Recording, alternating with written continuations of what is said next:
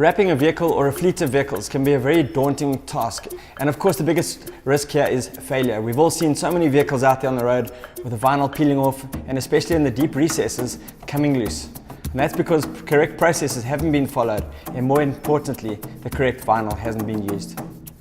There are many different kinds of vinyls out in the market: monomerics, polymerics, and cast vinyls, and mostly in the vehicle branding industry, we use cast vinyls.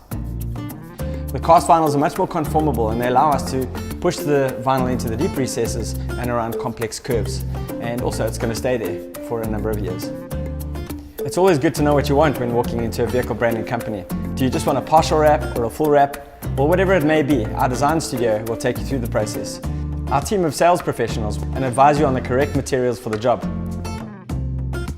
Well, as soon as our quote's been accepted, we open our all-important job card.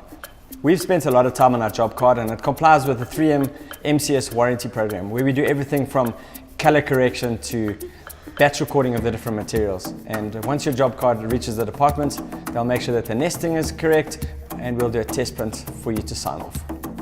Well, the most important part of the entire process is the printing department. There are 3 different technologies of ink that we use. It's UV, latex, and solvents, and all of them require a different amount of drying time. If this isn't adhered to, then the solvents will remain in the material, and when you've pushed it into a deep recess, for example, it will start pulling back. And I'm sure you've all seen that out there. It has to go into our drying room, where it sits for a minimum of 24 hours to allow these solvents to outgas and get out of that material before it goes off for lamination. Once the material is dried for the correct amount of time, it'll go back to the lamination department, where the correct matching lamination will be used for the base product, and then it'll go back to the drying room for another curing period of around 6 hours. Once the vinyl is through the lamination and curing process, it'll go down to the finishing department, where it'll get prepared for the final application.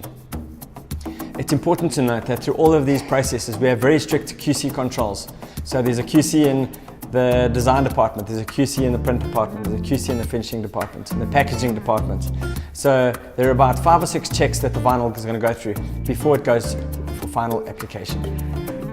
From finishing, the vinyl will move up to packaging. Also a super important station where everything gets quantified, counted, and checked that all the sets are complete before it will go into final storage. Our sales team would have already scheduled the job in on our booking board. The vinyl will be drawn from the stockroom and given to a team of professional applicators, where they'll either go to site and apply the vehicle, or they'll do it in-house here in our own 5-star workshop. All of our applicators have been through a very rigorous 3M training program and are certified at the highest level. Our team of professionals will make sure that all the checks and balances are in place so that you have a great branding experience with us.